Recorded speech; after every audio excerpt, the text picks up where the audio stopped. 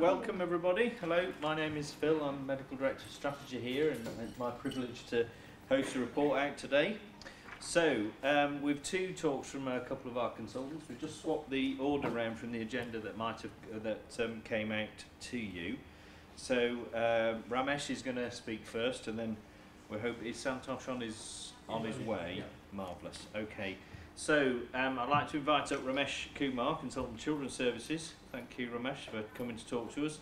And you're going to tell us about the Leeds Recap Initiative. Thank you very much. Okay, good noon everyone. Hi, I'm Ramesh. I'm one of the pediatric intensive care consultants from Leeds Children's Hospital.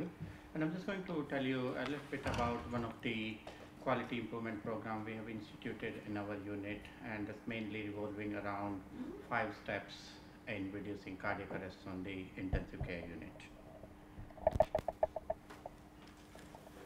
Okay, this is the work which I did with one of our registrars, Khurram, who is a quality improvement fellow, and he's done lots of other pieces of work throughout the Children's Hospital.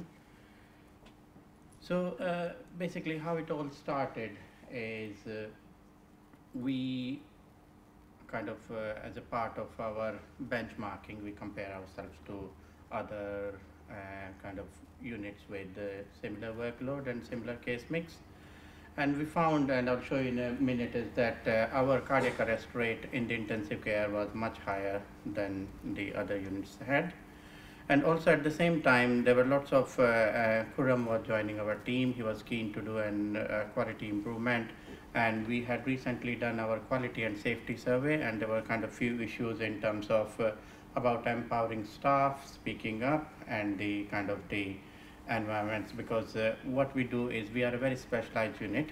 We do very complex heart surgeries, and most of our middle grade are kind of pediatric registrars who might have never been to an intensive care, leave aside a cardiac intensive care, and because of the problem with the nurses turnover as well, we have a lots of junior nursing staff. So that's kind of the background. And one of the things which we struggle is, obviously the staff changes every 6 months and thing, and it's very kind of consultant driven with very complex patients, and how you try to get everyone on board about the complexities of a patient and about appropriate escalation if there's any deterioration. So after all that, we decided that our aim, we tried to do the QI methodology and aim to reduce our cardiac arrest rate by 50% in a 12 months. So these are a couple of, there's not much data there in terms of the pediatric cardiac arrest, especially the in-house, because usually these do not go through the 222, arrest calls and things. So there's it's not kind of very much pickup.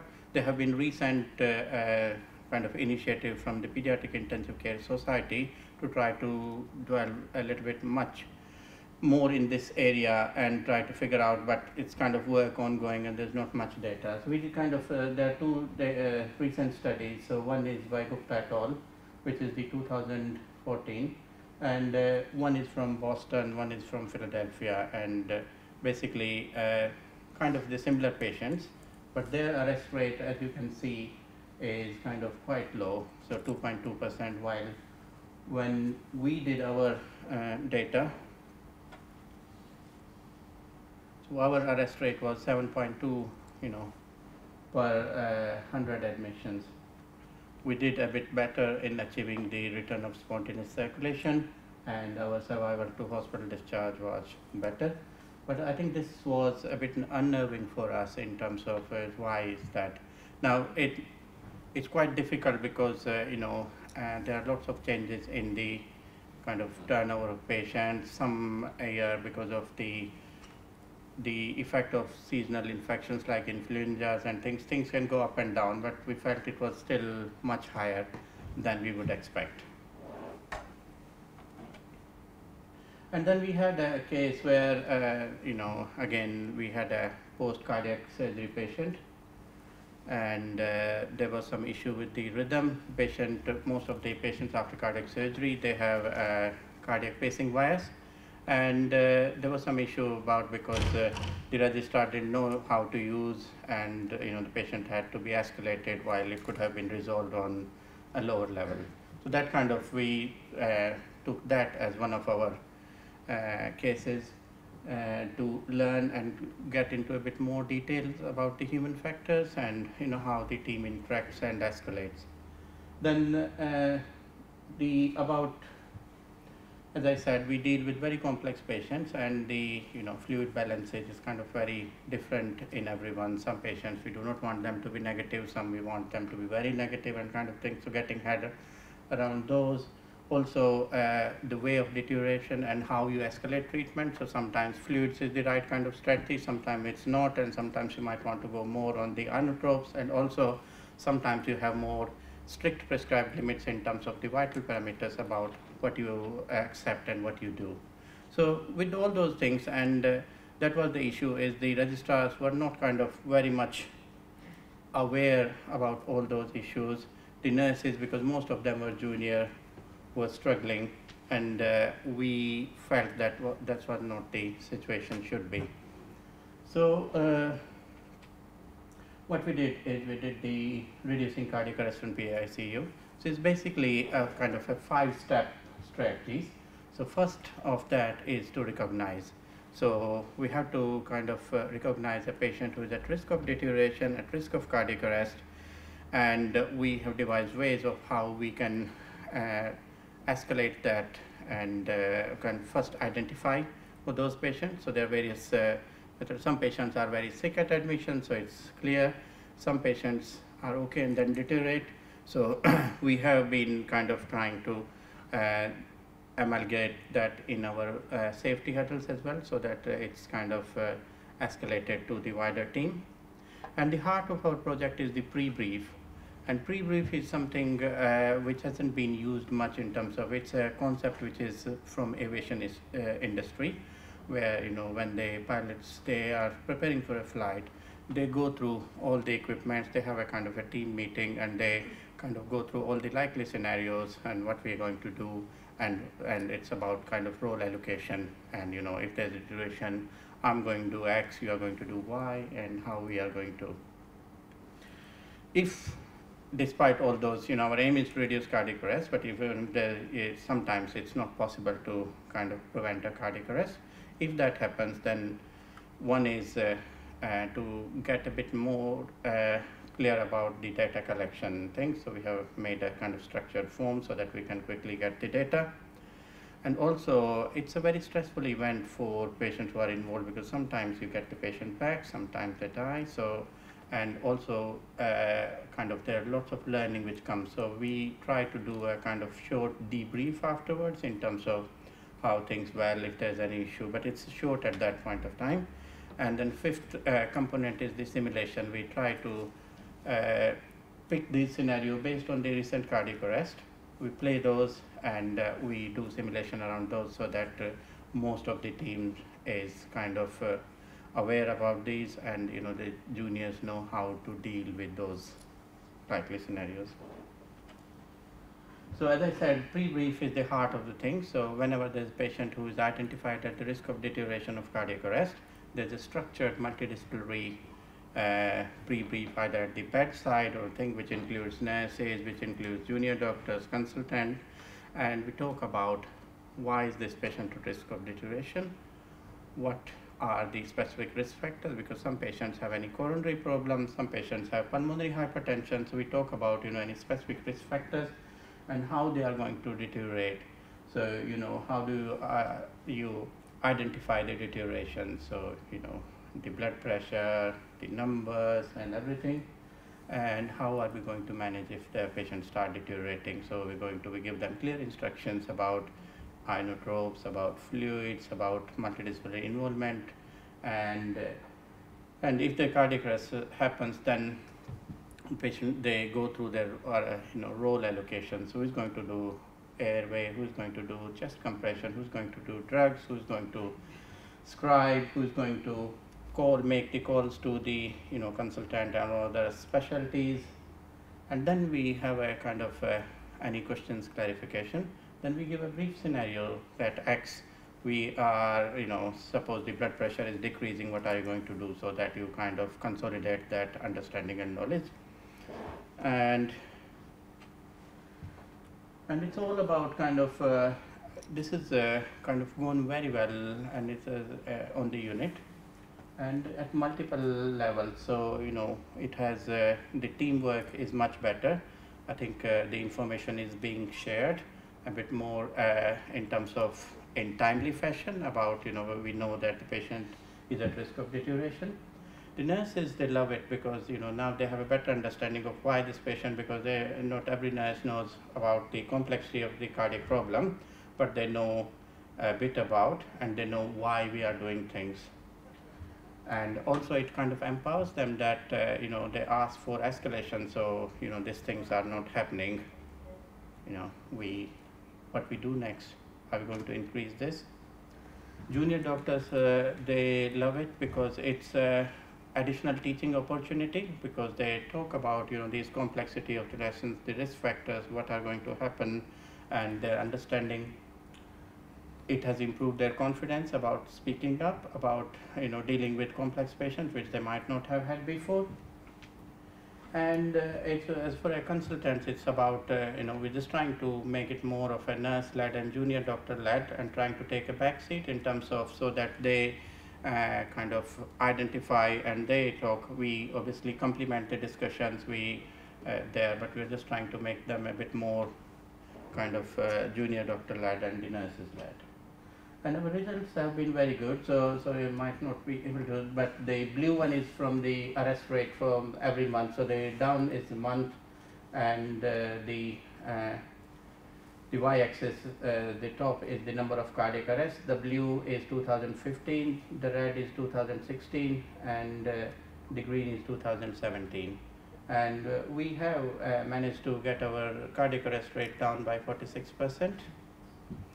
Which is amazing. But even before the cardiac arrest, what is more amazing is the culture of the unit.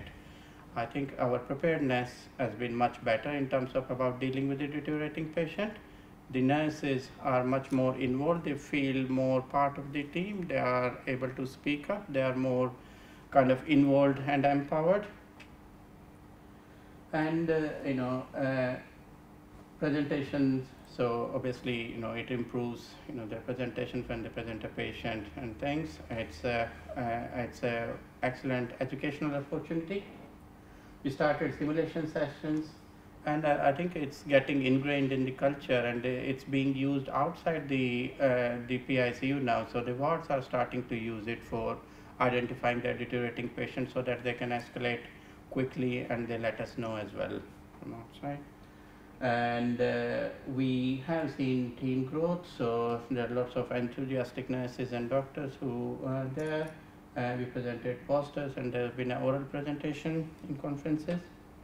It's not without any challenges. As I said, the data is the biggest challenge. There are no national kind of statistics at the moment. Things, it's underway. It's such a rare outcome. It's not, something which you see day in, day out. As I said, we probably see around 50 episodes in a year. So it's, just trying to derive learning from each and everything, and trying to supporting the staff at the same time. It's a massive endeavor. Data collection, it's we don't have any kind of standalone data connector, so we do it on our own time, and and it's not, once the patient has gone out of the unit, if we are not on the unit, then it's kind of difficult. And just kind of, we deal with kind of, there are 150 nurses, there are lots of junior doctors, there's massive turnover, and lots of, so it's not easy. But I think we are getting there. You can see most of the team, and these are the kind of the posters which we have put, is kind of so that people are a bit more aware about, and that's the most amazing thing we've seen is, people are ready to talk about a deteriorating patient and say that this patient is going to arrest, what are we going to do? So that's it. Thank you very much.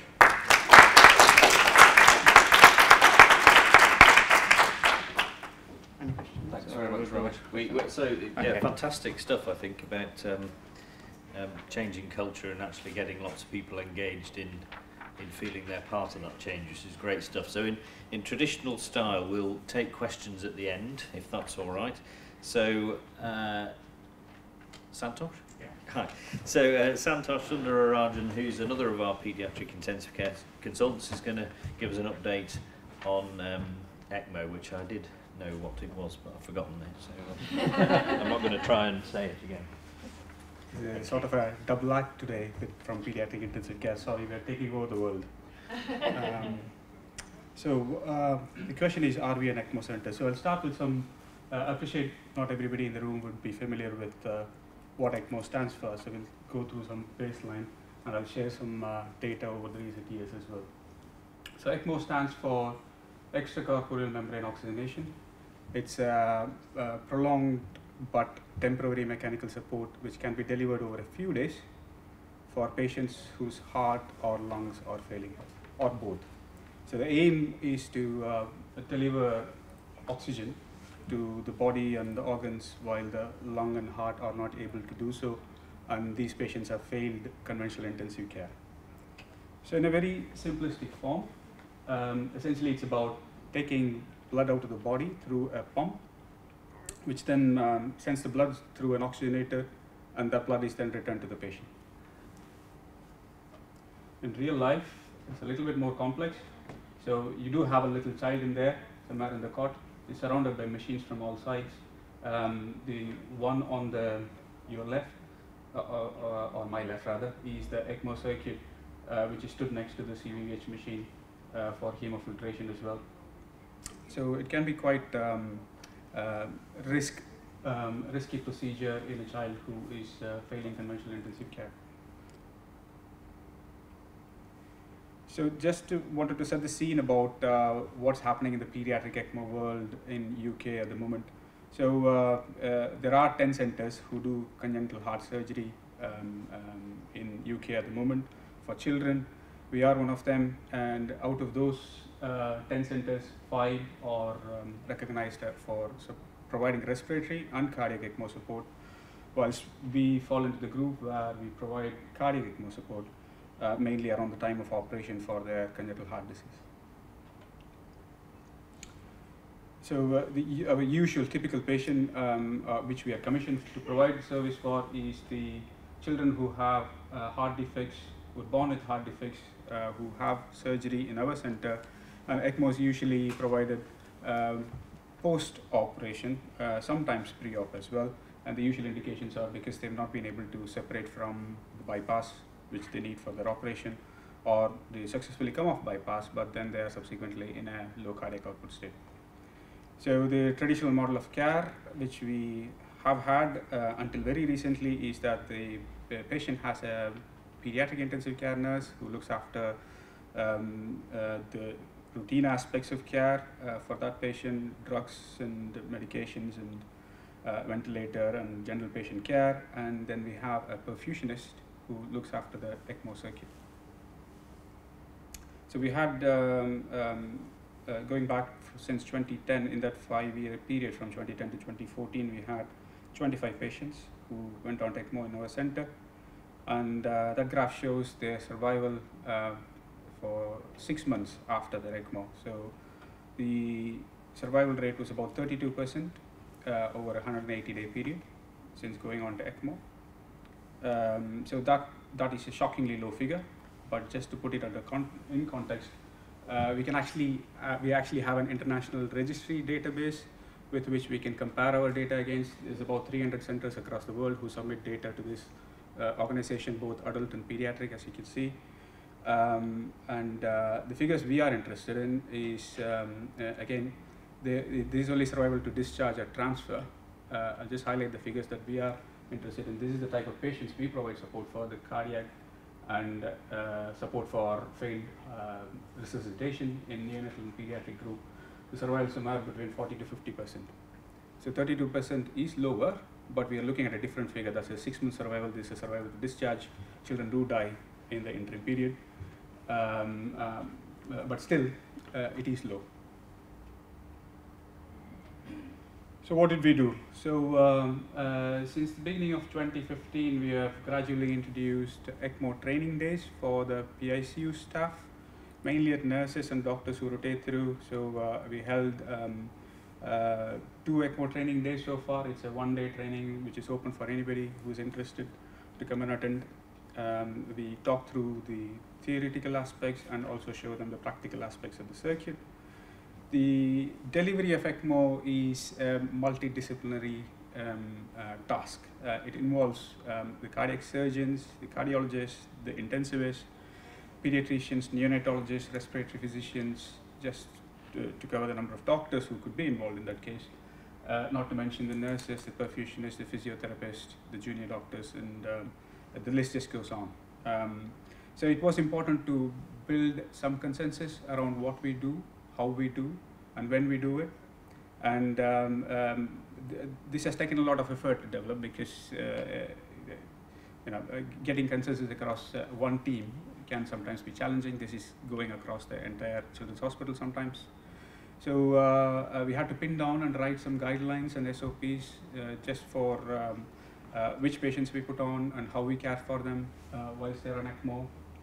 And what this has led is, in all the conversations, has led to a quorum of a minimum 3 consultants involved in deciding if a patient needs to go on ECMO or not, rather than that decision being based on one person. So there's at least a cardiologist, a cardiac surgeon, and an intensivist involved in the conversation whether it's appropriate for children to go on ECMO at that given time. And we've also set some, so whilst they're on ECMO, we said we're trying to standardize care. It is more standardized than it was before, but there's still room for improvement. So they have clear daily targets to follow at the bedside, so that each day we are making progress towards coming off ECMO, because the complications on ECMO increase as you spend longer time on ECMO. And the final step is careful weaning. So thinking about how we're going to wean the patient. Do we need to do any further procedures before we wean the patient? And how are we going to look after in the critical period of 24 hours when they come off ECMO? And again, we are starting to contribute to the international database, and there are national standards which are in development, which we are starting to adhere to. One of the big changes that we did is to train a cohort of PICU nurses to become ECMO specialists, to essentially to replace the role of the perfusionist at the bedside. So rather than a nurse and a perfusionist, now we have moved to a model where they are cared for by 2 PICU nurses. One of them is, or ideally both of them could be part of this ECMO nurse specialist team. So the multiple steps to go through for their training. It's starts with an external course, and then they are initially in a supernumerary role, learning from the perfusionist how to look after the circuit. They've got monthly training days, and they have to all take annual assessments. And there's a lot of commitment from their side. It's not a role that they're recognized to provide. They're not remunerated for this. It's all running on goodwill at the moment, to be honest. This model of care is definitely beneficial to the patient. It has standardized care. There is 2 ECMO PICU nurses looking after them now. There is a lot more interaction between them, understanding of what's happening within the patient and the circuit. And because the perfusionist is now free from the bedside, they can go and deliver what they are supposed to deliver, the cardiac surgery. So it has improved the efficiency for the organization too. So over the last few years, our activities increased as well. So we've gone from around 5 patients a year to about 10 patients every year. And we're also starting to put patients with a non-cardiac surgical indications on. This is patients who turn up at our doorstep. We have to provide ECMO, otherwise they're going to die. And this is done in discussion with the other lead centers. And sometimes these patients will be put on ECMO, stabilized, and transferred to another center. And the survival has improved now. So from 32%, if you remember, from the 2010 to 2014 cohort, we have hit the dizzy heights of 72%, 6 months post, and that doesn't include 2018 data, which is again 1 death out of 8 patients. So this fits in. I mean, we are developing this local service here to put ourselves on the map of ECMO centres. But this also fits in with what's happening with the NHS England review at the moment. So after a long process of conversation with NHS England and the other centres, we have now been designated, or will be designated at the end of this process, as a specialised ECMO centre, which means that we will work with 2 other centres in the north of England, Aldehay and Freeman, to provide ECMO for all the children in the north of England. So primarily Yorkshire, would any child who is deemed to be needing ECMO will be referred to us, and we'll work with one of the Leeds centres to provide ECMO care for them. So there are more challenges ahead, so we have to meet the existing specifications, and also there is a new service specification which will come out if this process succeeds, which we have to meet as well. We do need a process, a governance structure, a management structure for the ECMO service to flourish further. That would need a nursing coordinator and a medical lead as well, so that we can go on and achieve excellence. Thank you.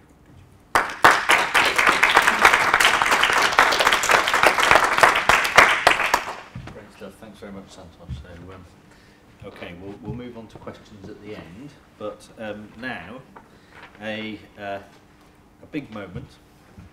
And those of us who've been through the personal pain of Lead for Leaders know what an achievement this is. So I'd like to ask Joe Regan to come up, and Joe, for those of you who don't know, is our head of nursing for emergency and specialist medicine, that's it, and has completed Lead for Leaders, so congratulations. Thank you very much indeed. Thank you very much indeed, thank you.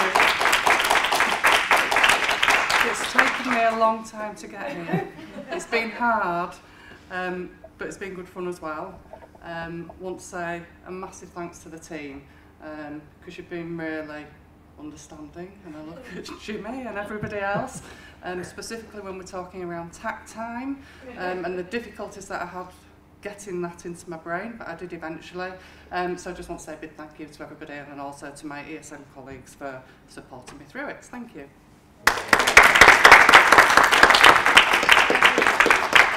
Okay, great stuff. So we've got time for some questions from everybody. We've heard a couple of fantastic presentations actually from Ramesh and Santosh.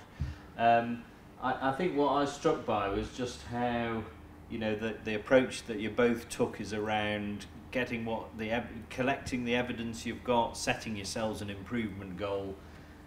The work around just getting everybody on board at the beginning around doing the work, which, you know, is really true to the values of the organisation and the kind of Leeds improvement method, I think. So, you know, and fantastic outcomes for our patients, so really patient-centred stuff. So, any questions for either Ramesh or Santosh? Hi, I'm Liz from Pharmacy. You were both talking about data, and I wondered, in the process, did you share visually anywhere the data that your teams could then relate to as part of your improvement journey? We have actually. I mean, these same presentations we have done in quality improvement event, or for the Children's Hospital. People in our unit have seen this data.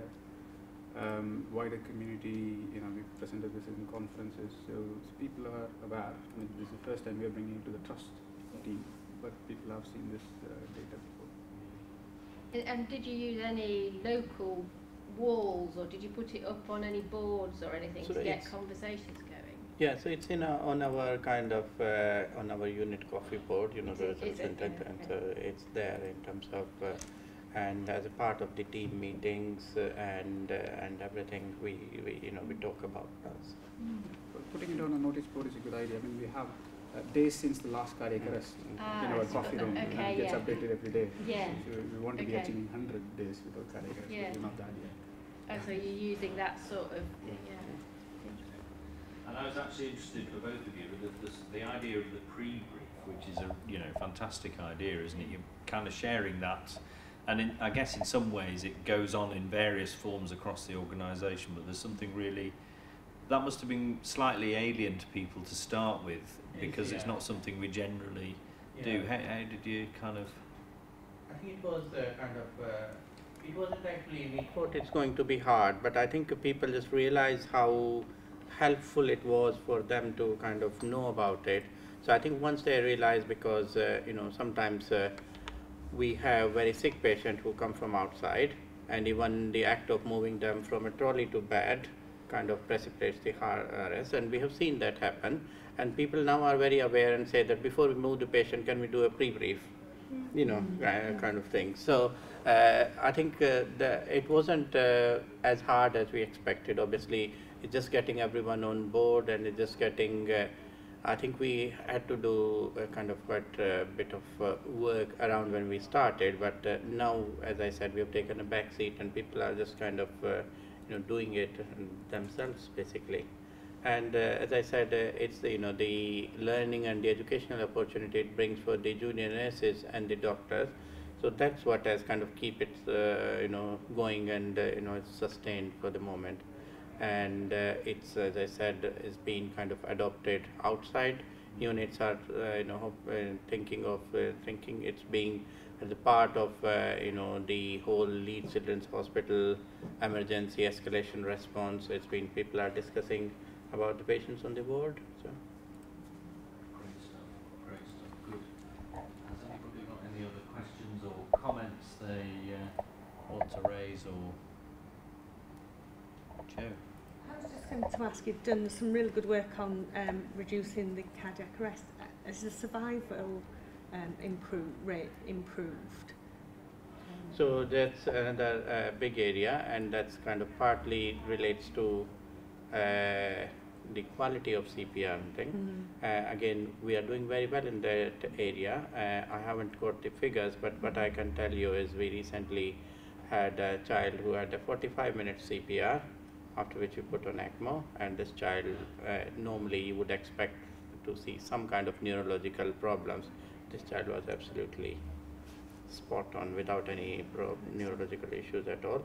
And as a part of the kind of, it's quite difficult to kind of unpick, because lots of things happening, especially like the ECMO and other things. So it's kind of to pick that it's kind of directly related to that, but there is improvement. Okay. Okay, so just thanks again to both Santosh and Ramesh for two fantastic presentations. Some real kind of step change in quality of what we're delivering to patients, and congratulations to Joe again for a lead for leaders.